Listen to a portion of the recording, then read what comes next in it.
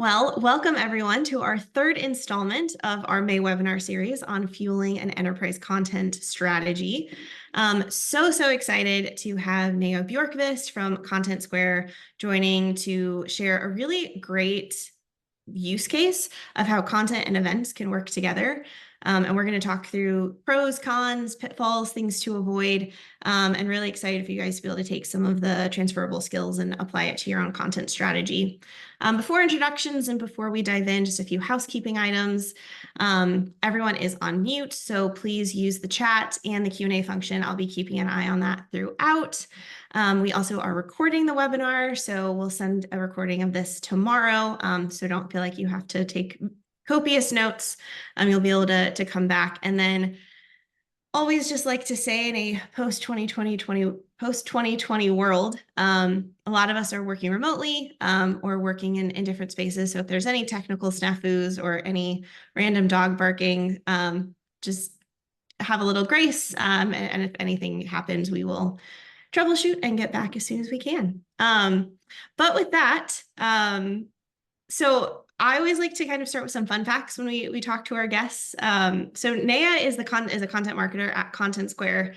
If you're not familiar, really great tool. Hotjar is one of their kind of sister umbrella companies, which is a tool I'm super familiar with. But love to start with some fun facts. And so Naya was sharing that she was kind of trending and cool before, the world got a hold of like cold plunge or cold swimming. So Naya, would love to hear just a little bit about your role at Content Square, kind of what they do and how you help folks, and a little bit about your cold swimming hobby. Yeah. Thank you. And yeah, really great to be here. So as Nicole said, I'm the UK and MENA content marketing manager at Content Square. And I'm based in London, but I am originally from Helsinki, Finland. So I think that's probably where my love of cold water comes into play. So we typically go to the sauna and then we jump into the sea. Any time of year, really. So even when it's winter, we have like a hole in the ice and we just jump in, and I love it. So yeah, try and do it here as well. And the UK is a great place for that as well. So love it. It's the original cold plunge of, actually getting into the ice hole, over the sea, like you said. So cool. Yeah, I love it. I wish I could do it more, but in London, it's not as accessible, I guess. For sure. Awesome. Well, we're going to go ahead and dive in because I really want to make sure that we can kind of get through everything, that we have today. Last week we talked with Manuela, who's the head of marketing at Fellow, and really kind of talked about ways, that startups approach content, and the advice she said is about, making sure that you have those long-term plans and you're figuring out where everything works, but also being adaptable to market trends, to data. And I feel like that really, and internal collaboration. And in startup life, that can maybe be a little bit easier just because there's not as many people that you are trying to balance. But I think it's a great tee up for our conversation today, because you're really going to walk us through how Content Square has put content strategy in the center, and use that to help fuel other channels and make sure there's not those silos, or that find efficiencies in what everyone's doing. And so first, I kind of just want to dive in and understand a little bit more about Content Square. Specifically today, we're going to dive into, they have a great global event. Not everyone on the call might have a big global event to leverage connection with your clients and your customers. But I think there's going to be a lot of transferable skills. And we're going to talk about, if it's not an event, it could be a webinar series like we are doing right now. It could be a lot of different things. And so I think the goal today is to really focus on this use case with Content Square and how Naya's team is supporting events and events are supporting content. And then looking at how you can apply some of these really great and innovative ideas into how that makes sense for your team. So with that, Naya, can you share a little bit about Content Square's customers, what that event looks like, and just some initial of how you guys are supporting that? Yeah, absolutely. So Content Square is a digital experience analytics platform. So it really provides businesses with like insight into their customer behavior so that they can optimize their website and app accordingly. What makes it really unique is it's a very visual platform. So you don't need to be like a data analyst to make data-driven decisions and optimize your content. So that's really cool. And it kind of democratizes data within organizations. And our flagship event that you mentioned is called CX Circle. And we're just getting ready for this year's CX Circle events. And it takes place in 11 cities worldwide. So we actually have the first one coming up next week in Melbourne, and then on the 13th of June in London. So I'm super excited for that. But yeah, the event hosts thousands of attendees worldwide, and we have speakers from brands like EasyJet, HSBC, Clarins, and like all across the board, different industries. And some of them are prospects, some of them are our clients. So it's a really interesting event to go to. And it's all around customer experience. So I'm part of the global project team that is kind of looking at the event from a global perspective, and I'm responsible for the global content strategy for the event. And that strategy outlines things like event theme and key topics, and then all the content that then we can create off the back of that event. And I would say the content strategy is really it's really vital for global teams or local teams, because these events are organized regionally. So it kind of aligns all of the local teams and the local events around the same topics, and yeah, just aligns everyone around the same topics as I just said. So alignment is just really important, I think, because then we can fuel the content throughout the year that comes from these events and make sure that it's on brand, it's relevant to our audience, and then, you know, push out things like newsletters and blogs and hero content pieces. So yeah, lots. Yes, there's so Lots. much to dive in there. The first thing that really comes to mind when you're saying that, which I know we're going to spend some time talking about, is when you are enabling locally, how you keep the teams enabled and have that kind of consistent thread while also scaling and keeping a small team. So I want to call that out. I'm really excited to talk about how you do that. But with this, you know, as someone who's been an event manager before, how does content kind of help support events in driving like the direction of that? I think for us, it's something that we haven't always had it like that. So it's been quite siloed, I would say, like content here, events here, and then, you know, content was maybe more of an afterthought when it came to events. It's like, okay, these events Yes, happen. I think that happens a lot. Yeah, we have the recordings, and then we're like, okay, well, what should we do with these now? Which isn't bad, but I think what we've done and kind of the switch that we've made is putting the content strategy in the center or the core, and it really sets the foundation that kind of guides and aligns our speaker sessions globally. So we've created guidelines around like the topics and the theme. And that's just setting up for success, because once we have that kind of foundation, it's then easy for us to produce content off the back of that. And we're involved from the very beginning. So yeah, it just makes it so much easier than to have kind of the content laid out in advance. So we know, okay, this speaker is going to speak about this, and then we can kind of plan ahead, and just makes us more aligned and also scalable, because we have this event in 11 different countries. So it does mean that everyone is aligning on the same thing, and then all the content that we produce is also aligned with the other regions. Yeah, and what I find so powerful about this is then the content that you're producing after the events, it seems like it would be so market driven and would really resonate with your target market because it's coming from, in my experience, one of the best ways to actually get that voice of the customer, which is being on site at events or hearing folks who are using your product or driving the innovation of what comes next. And this is kind of where you come from it. But on the front side, when you're trying to set those topics that then will get the market feedback and then inform content moving forward, who really owns the persona development or making sure that you're understanding what the market is looking for? Is that your team, or do you have another team that's supporting as well? Yeah, so for the event in particular, the content strategy and how we kind of came up with the topics and everything that kind of supports the kind of event theme, that was our core team and myself kind of collecting feedback from previous events. So I don't think I mentioned, but we've had CX Circle events for many years now, and they keep getting bigger and bigger.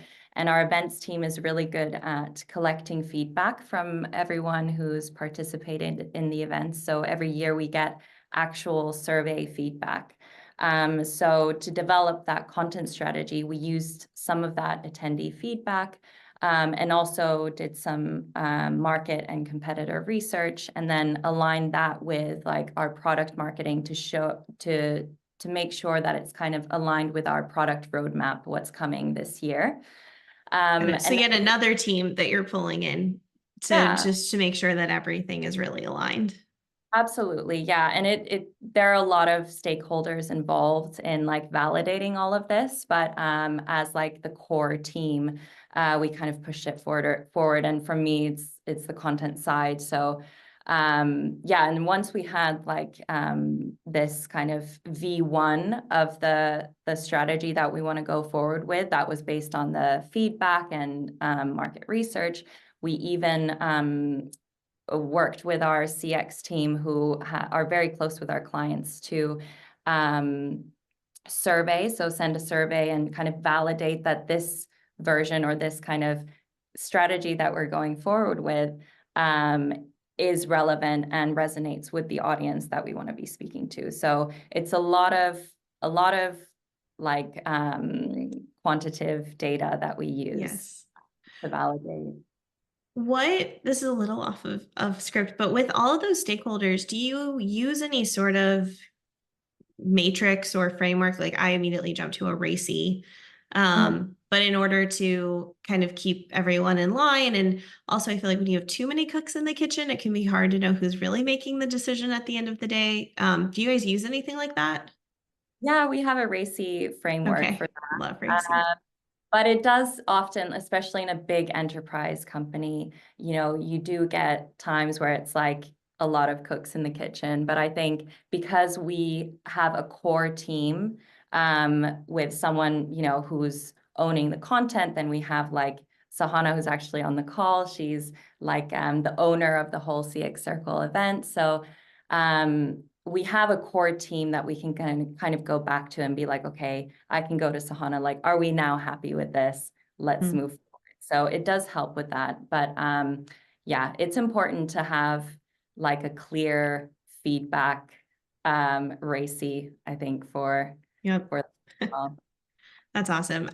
If you aren't familiar with RACI, we've done a webinar on it before and can definitely send some follow-up resources in our email tomorrow, but basically just stands for responsible, accountable, consulted, and informed. And as you're looking through, ideally, if I remember correctly, one person is accountable, and that's the goal, is you want one person at the end of the day who is going to own whatever the line item is. Ideally, probably one person who's responsible, but maybe you could have a couple, especially in larger enterprises, of who's responsible for doing or executing the work. And then you have consulted and informed. So who needs to provide their information, which is the consulted side, like who's consulting back on the decision, and who just needs to be aware of what the decision is and the status of things, and that's uninformed. And if you're in informed, it's important to not let the informed jump into some of the other categories, which is what I've found. but it's just helpful for everyone to have some visualization on that. Yeah, and for us, it's really handy. We actually we use monday.com. So it's a really great place to use Racy because you can just tag people and you can see it visually. It's a really great, I think, great project management tool that we use. And Yes, I love monday.com. a huge project like CX Circle that involves multiple stakeholders and different regions and teams. So yeah. So on that, as we're talking about it, let's dive a little bit into how you enable such a large team and keep them apprised. So, I would assume the Melbourne event is going to have its own flavor, metaphorically and probably literally compared to London, let's say. And so how do you guys, when you're going and thinking about these themes, create that consistency and make sure it still feels authentic to your brand, but also give these other cities and kind of let the reins off a little bit so that it can feel authentic to them and the customers going?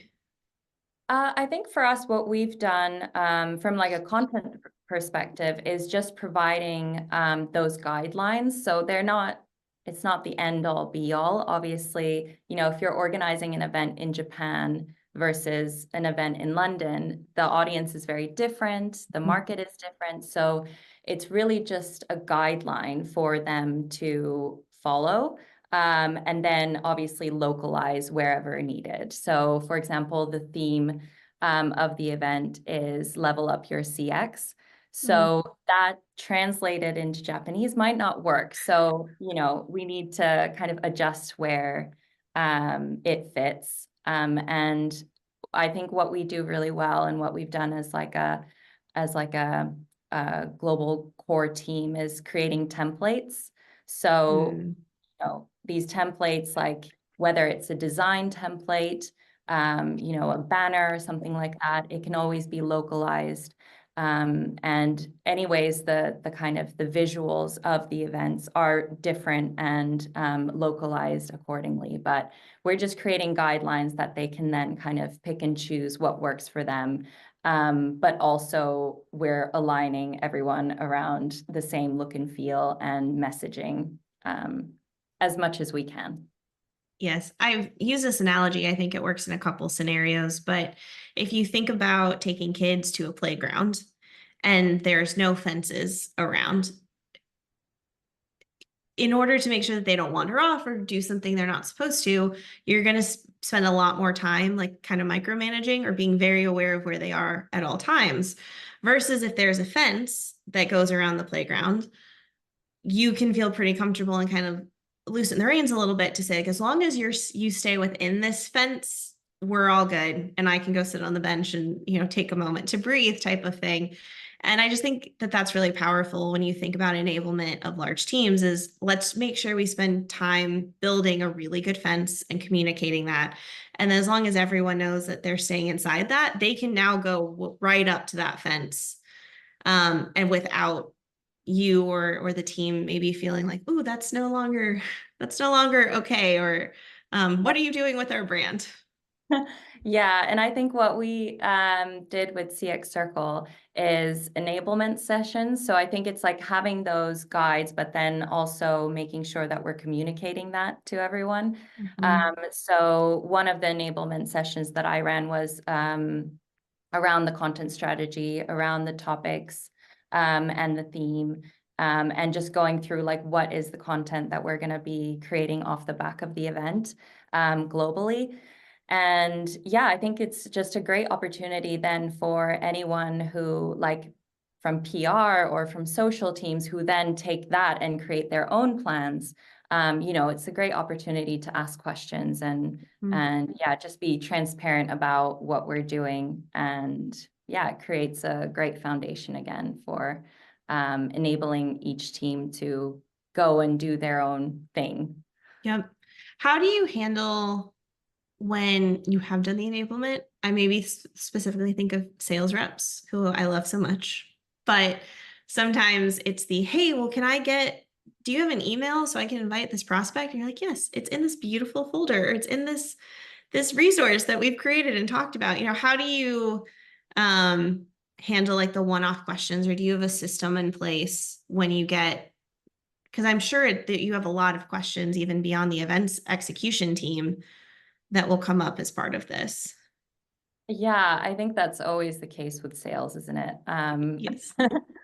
Happens daily.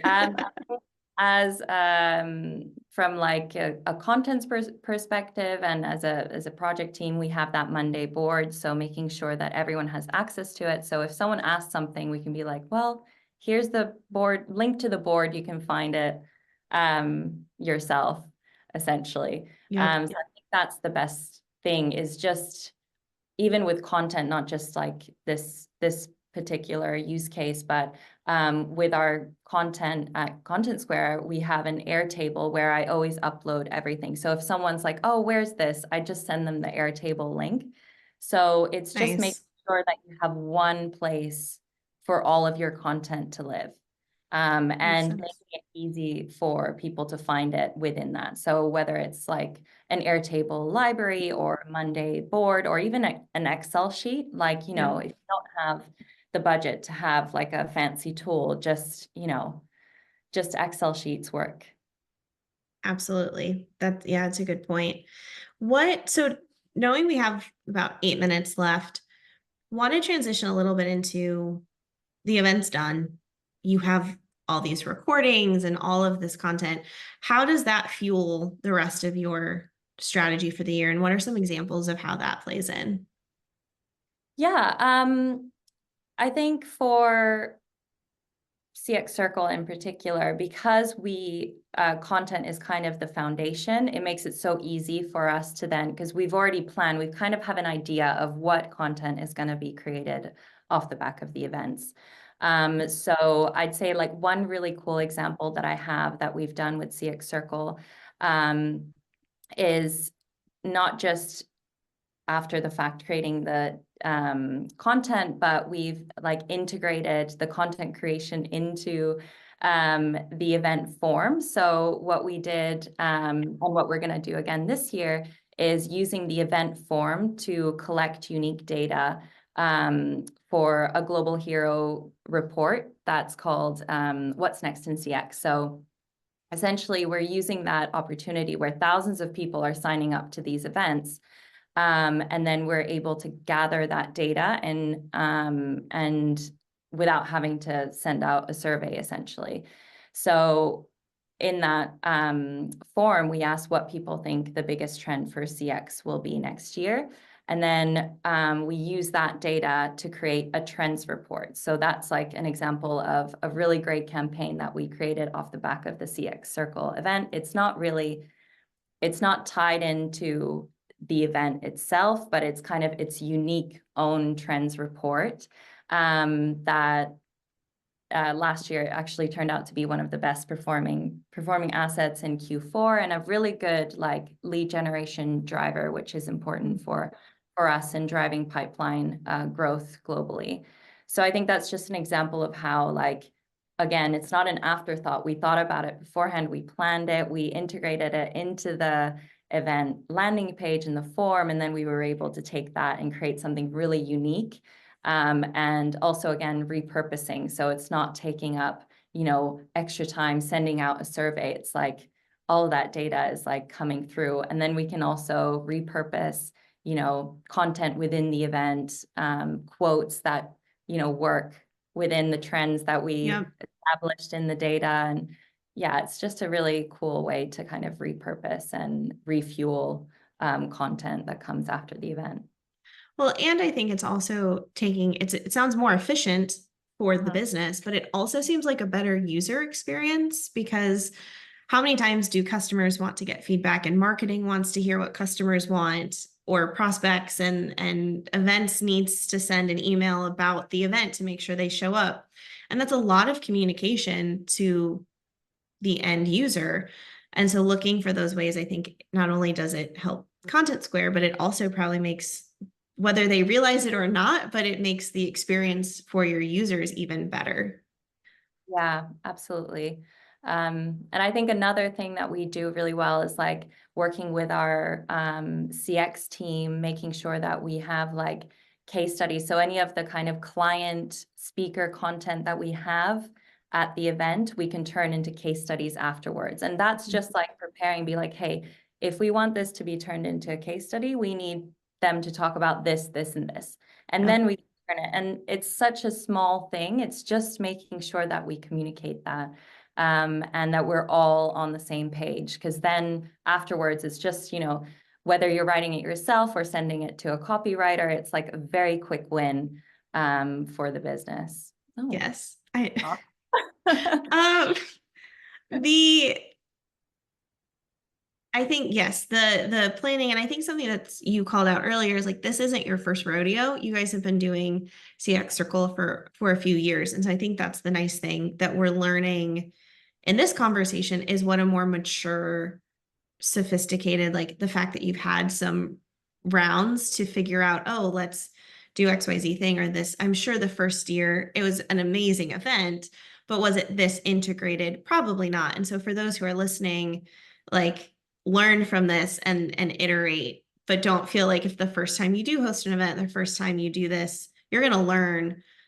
And then the next time you'll be more prepared and know how to communicate that ahead of time. Yeah, absolutely. We definitely, I think maybe last year was the first year where we really like went hard on this. So I think, yeah, it takes time and it's just figuring out like what works and yeah, optimizing as you go along. Mm-hmm. I think a big trend in this conversation has been the importance of data, whether it's you're using data from the previous event year to inform the theme for this year or collecting that data live during the event. One of the conversations we had is just how to get that great proprietary data and infuse it throughout your content. So actually, to follow the best practice we talk about, we do have a poll, and I'm curious to hear how you guys are maybe using not everyone has an event that they could ask polls, but there are a lot of different ways to collect that data. So obviously we have a couple listed in here, but what are some other ways that your team is collecting data, and how do you synthesize that and again share that across even just the content team?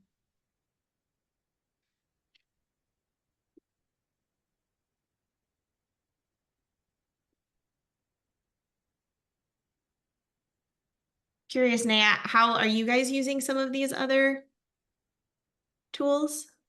Yeah, absolutely. So we also host webinars, and I think polls they're great for content purposes, but also they're just really fun and interactive. So just like getting people involved, the audience involved in what you're working on. But it's such a great source of just interesting content. Like, if you have a webinar, a write-up afterwards, like a blog write-up, including that unique data, it's really fun. And I think it would be a really good source of unique content to your business.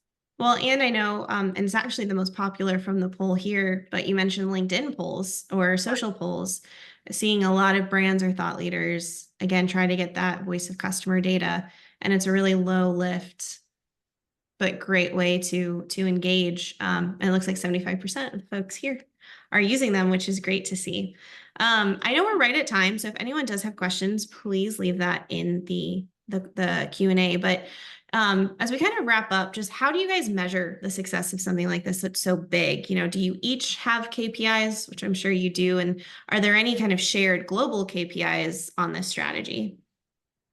Yeah, absolutely. So I think, again, because it's like CX Circle is a beast, we have the event, and the event managers do an amazing job. They work really hard to organize all the event. And then we have the content side of things where it's like that campaign that I mentioned, Next CX, which is part of the event, but not really. So that in itself has its own KPIs. So I think, yeah, it depends on what content channel we're talking about. But I would say for example, for this What's Next in CX report, we try and align globally, but then each region will have their own KPIs and targets. So we usually create like a global dashboard where we can see how the content is performing overall, and then, you know, each region or market can drill into their own KPIs and kind of see how they're going with that. So yeah. That is super helpful. One question from the audience, which is a great one, is the great gate or not gate debate. And yes, I did try to make that rhyme. But why did you guys choose to gate the trends report? I think for us, it's just kind of the strategy that we use. And yeah, for us, it's so much about the lead generation side of things. And it's just how we create content. And for this one especially, it was really important because it was such a big pipeline driver for us. But we do ungate some things, but most of the time reports, guides, and things like that will be gated. And then we create like long form blogs that are then kind of driving traffic to that gated asset. So I think, yeah, it's just the strategy that we've chosen to work with. I was going to say, I assume, especially because you all are so good at the repurposing, there are probably bits of that trends report that is available without gating. But this is a pretty meaty report that I also think I would imagine more people are willing to fill out a form for something like this compared to a 2-page checklist. I mean, we love checklists because they're great, but you know, just the value. Our friends at The Juice, which if you guys have been following Composely stuff, I'm sure you've seen some of their stuff, and their CEO is actually speaking on our last webinar. So a little shout out for that. But they did a whole trend report actually on gating or not gating and what the trend of that is and what are the different strategies implemented. So again, happy to share that report out with folks. But that was kind of where it fell is, you know, what are your business goals, lead gen, and making sure that the content's valuable enough. And as long as it's valuable content, you know, I think forms still play a role today. But of course, you know, I think having that repurposed content that they don't have to fill out in a form that guides them to it is a great journey to put them on. Exactly. And we're like starting to use YouTube now. So we're gonna have like Love a that. channel. So that's like again an organic kind of driver, and you know, blogs will ungate, like you said, some of the content, but then if they want to read all of the report, they just have to download it. So it's, yeah, just repurposing all of that through different channels and different ways. That is so helpful. Well, I know we're just over time. So Naya, thank you so much for walking through this. I know even for myself, just got ideas or inspiration on ways to be more thoughtful and how to incorporate everything. In the chat, I did include a link to Naya's LinkedIn and to that trends report. So please connect with her and follow along with all the great stuff they're working on. And then we'll include some of the resources we talked about in the email tomorrow as well. But Naya, thank you again. Really enjoyed the conversation. Thank you. This was super fun. It was lovely. Awesome. All right. I hope to see all of you next week as we talk with the head of content at Notion. But till then, enjoy the rest of your week, and I will see you guys next week. Bye-bye.